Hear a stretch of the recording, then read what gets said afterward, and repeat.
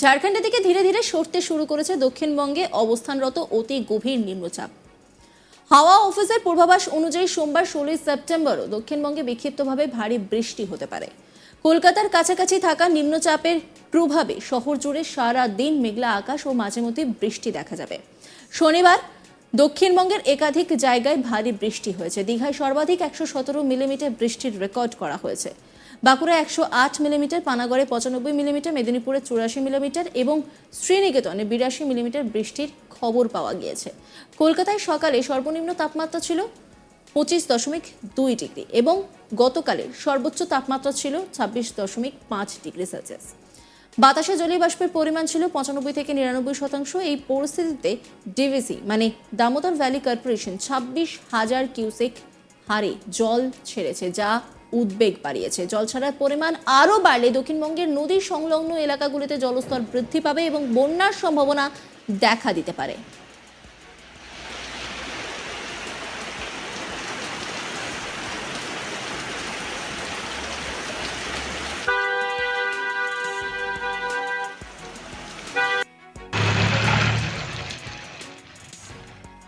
হাওয়া অফিস জানিয়েছে নিম্নচাপটি ঝাড়খণ্ডের দিকে ধীরে ধীরে সরে গেলেও পশ্চিমবঙ্গের পশ্চিমাঞ্চলে এর প্রভাব এখনও থাকবে।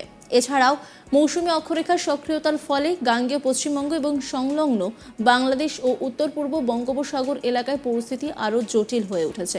বিকেল পর্যন্ত এই নিম্নচাপ শক্তিশালী থাকবে, তারপর শক্তি ক্ষয় করে ঝাড়খণ্ডের দিকে সরতে শুরু করবে। নিম্নচাপের কারণে উত্তর বঙ্গোপসাগরে বিশেষভাবে উত্তাল হয়েছে। 50 থেকে 70 কিলোমিটার প্রতি ঘন্টার দমকা ঝোড়ো হাওয়া বইবে বলে পূর্বাভাস দেওয়া হয়েছে।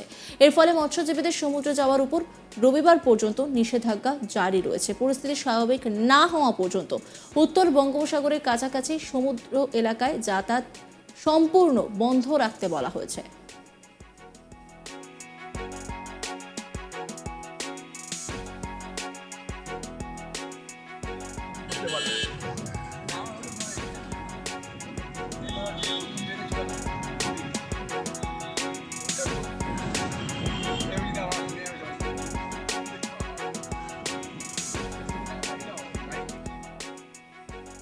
অতি গভীর নিম্নচাপ ঝাড়খণ্ডের দিকে সরলেও বাংলার আবহাওয়া এখনও বিপজ্জনক। বিক্ষিপ্ত বৃষ্টি এবং ঝোড়ো হাওয়ার কারণে আগামী কয়েকদিন ধরে দক্ষিণবঙ্গের বেশ কয়েকটি জেলায় পরিস্থিতি জটিল থাকতে পারে।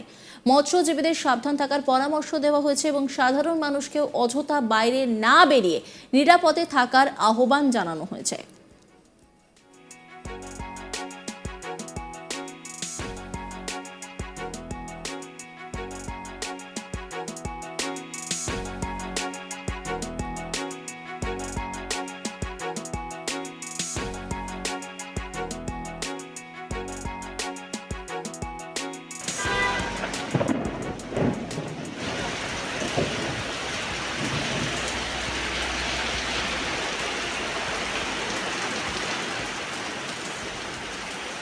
ঝাড়খণ্ডের দিকে ধীরে ধীরে সরতে শুরু করেছে দক্ষিণবঙ্গে অবস্থানরত অতি গভীর নিম্নচাপ। হাওয়া অফিসের পূর্বাভাস অনুযায়ী সোমবার 16 সেপ্টেম্বরও দক্ষিণবঙ্গে বিক্ষিপ্তভাবে ভারী বৃষ্টি হতে পারে। কলকাতার কাছাকাছি থাকা নিম্নচাপের প্রভাবে শহর জুড়ে সারাদিন মেঘলা আকাশ ও মাঝে মধ্যে বৃষ্টি দেখা যাবে।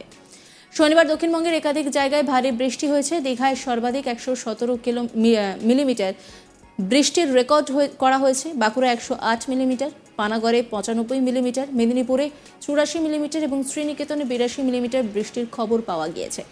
কলকাতায় সকালে সর্বনিম্ন তাপমাত্রা ছিল 25.2 ডিগ্রি এবং কলকাতার সর্বোচ্চ তাপমাত্রা ছিল 26.5 ডিগ্রি সেলসিয়াস। বাতাসে জলীয় বাষ্পের পরিমাণ ছিল 95 থেকে 99%।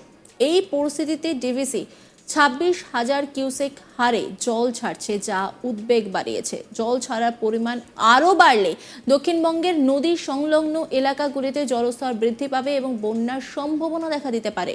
হাওয়া অফিস জানিয়েছে নিম্নচাপটি ঝাড়খণ্ডের দিকে ধীরে ধীরে সরে গেলেও পশ্চিমবঙ্গের পশ্চিমাঞ্চলে এর প্রভাব এখনও থাকবে।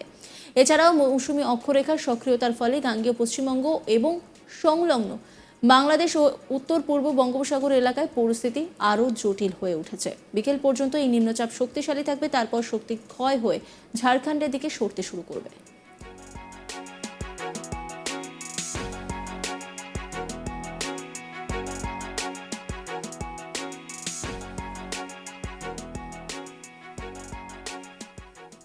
নজর রাখুন আজ তাক বাংলার ইউটিউব স্ট্রিমিংয়ে।